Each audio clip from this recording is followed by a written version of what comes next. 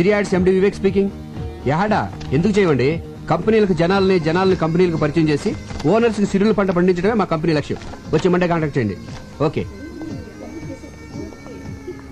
Good morning sir. ఈ అమ్మాయిని urgent గా పిలిపించండి. Okay sir.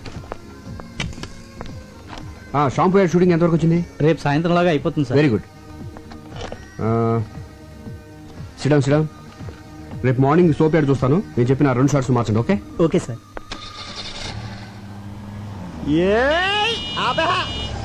ఈడెవడు ఇక్కడ ఆపాడు? ఒక్క 5 నిమిషాలు వెయిట్ చేయవే, ఆడి దగ్గర మొత్తం డబ్బులు లేకెత్తాను. ఇదేమన్నా పార్కింగ్ ప్లేస్ అనుకున్నావా లేకపోతే నీ బ్యాంక్ అనుకున్నావు? ఒరే సాంబి నువ్వా? అవునరా, నా అవసరానికి డబ్బులు ఇచ్చి అదిగిన థిక్కెస్ట్ ఫ్రెండ్ నా బ్యాంక్ ఆఫ్ వివేకురా. నువ్వు కాబట్టి బతికిపోయావు ఇలా ఆపినందుకు. వేరేడైతే చెప్పొచ్చుకోటేది కాదు వదిలేసేవాడిని. అది సరే సడన్ గా ఊడిపడ్డావేంటి? అర్జెంట్ గా 15,000 కావాలరా. అంత కష్టమే వచ్చిందిరా నీకు? సుఖపడద్దామని. హాయ్. హమ్ని రే నువ్వు బుక్ చేసుకుంటే నన్ను చూసుకొని కూడా నేను ఆల్రెడీ డ్యూటీ దీపా. నీకు ఇంటరెస్ట్ ఇస్తున్నట్టుంది. ఇంట్రెస్ట్ ఉందా? చిచి అప్పులు చేసి డబ్బులు ఇలా తగలబెడతావేంట్రా? 15,000 అంటే మాటలా? దీనికి జస్ట్ 5,000. మిగతావి గెస్ట్ హౌస్ లో క్యాండిడేట్ ఉంది, కొంచెం ఫ్రెష్ లే, ఆ మాత్రం రేట్ ఉంటది. నీ మొహానికి ఫ్రెష్ క్యాండిడేట్ కూడా ఒకటి. సూర్యచంద్రులు ఫ్రెష్. ఒకళ్ళేమో పొద్దున వస్తారు, సాయంత్రం వెళ్ళిపోతారు. ఇంకోళ్ళేమో సాయంత్రం వస్తారు, పొద్దున వెళ్ళిపోతారు. మనం ఫ్రెష్ అనుకోవట్లా? అలాగే ఈ ఫీల్డ్ అందరినీ ఫ్రెష్ అనుకోవాలి, లేకపోతే రాణించలేము.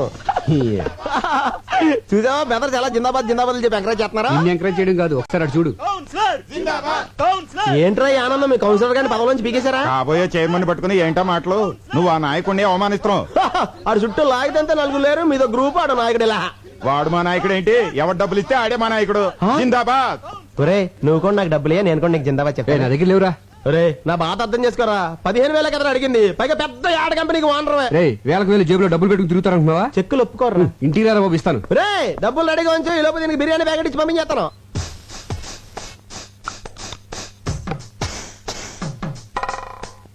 ఏంటి ఏం చేస్తున్నావు?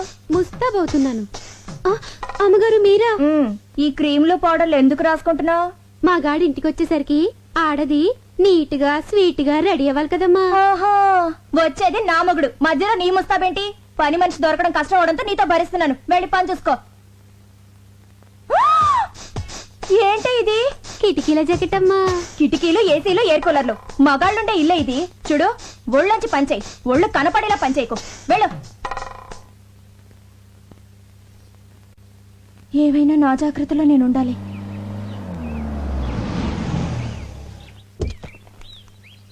అమ్మా సంధ్య ఏంటండి లేట్ అయింది? ఆలస్యంగా వచ్చాను కదా అందుకే లేట్ అయింది. పార్వతి ఏంటయ్య గారు? థియేటర్ ఆన్ చేసి స్నానం చేసి డాక్టర్ దగ్గరికి వెళ్ళాలి. దేనికండి? కారు గోతులో పడిందే, నడుము పట్టేసింది. మరి నూనె రాసి తోమ్మంటారా? ఏంటే ఆడదాన్ని నువ్వు తవ్వుతావా? పోని తొక్కమంటారా? ఆయన నా మొగడే, పైగా మగాడు. మా గాడు ఎవరికైనా మా గాడే కదమ్మా. అందుకని ఎగరేసి పోదాం అనుకుంటున్నావా? నా కాపురం మీద నీ కళ్ళు పడినట్టున్నాయి. నిన్ను పళ్ళొంచి తీసేస్తున్నాను. వెళ్ళిపో. వస్తానండి అయ్యా. ఎన్నింటికి? ఎన్నింటికో నేను చెప్తాను. ముందు నువ్వు వెళ్ళు. వెళ్ళు. సంధ్య పని మనిషి కదా, దాంతో నీకేంటి? ఏదో తెలియక అవుతుంది. మీరేంటండి దాన్ని సపోర్ట్ చేస్తున్నారు? సపోర్ట్ అంటే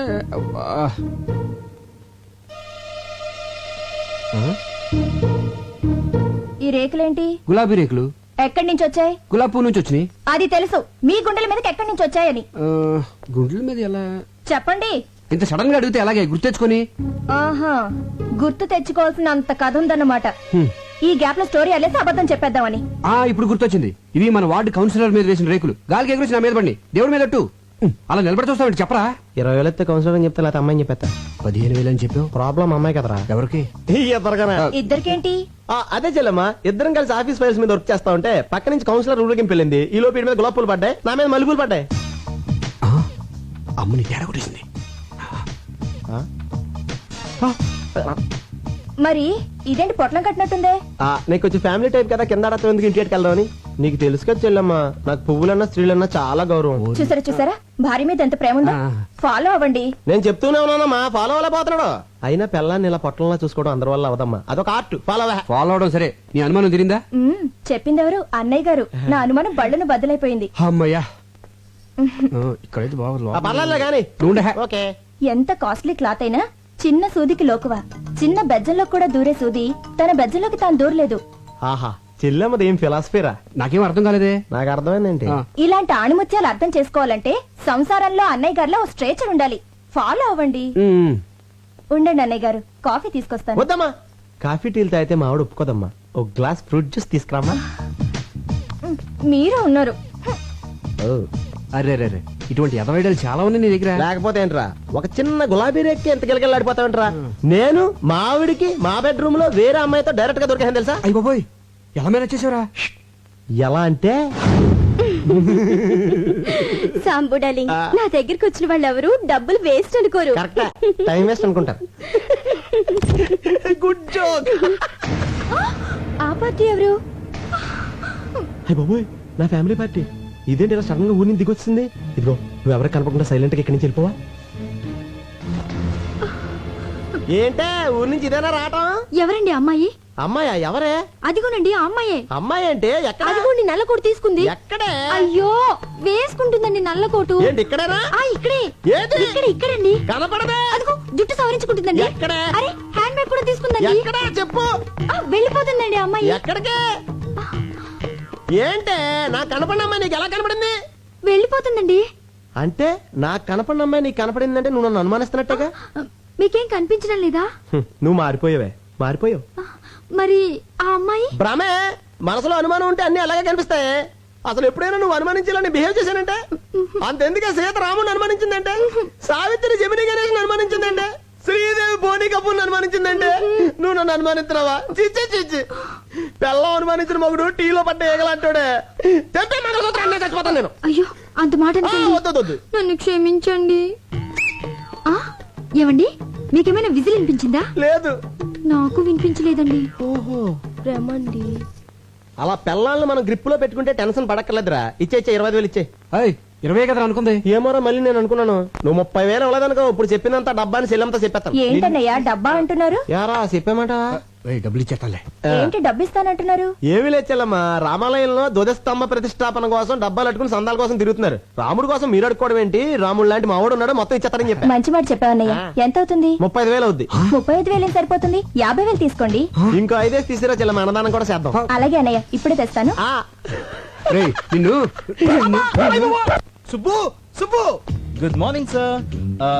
పిలిచారా సార్? లేదయ్యా అరిచాను. ఏమిటయ్యా నువ్వు చేసిన పని? నేనేం చేశాను సార్? వచ్చే నెల బర్డ్స్ మీద స్పెషల్ పత్రిక రిలీజ్ చేస్తున్నావు.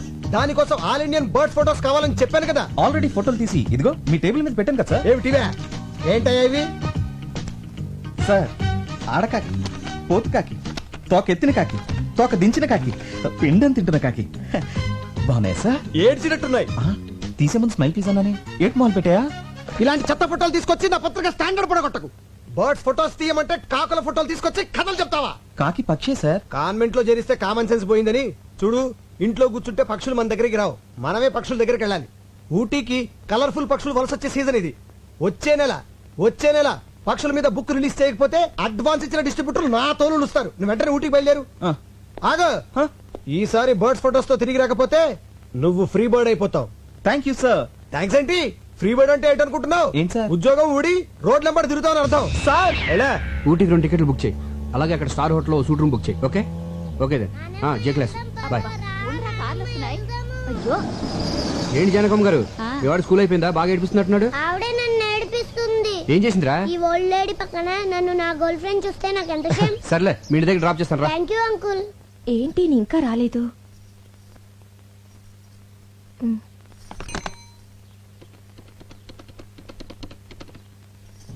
హలో, ఏంటా చిలిపని? సంధ్య, నేను ఆంధీ వేలో ఉన్నాను, వచ్చేస్తున్నాను. ఏ డోర్ తీయద్దు. ఓకే సంధ్య, బాయ్.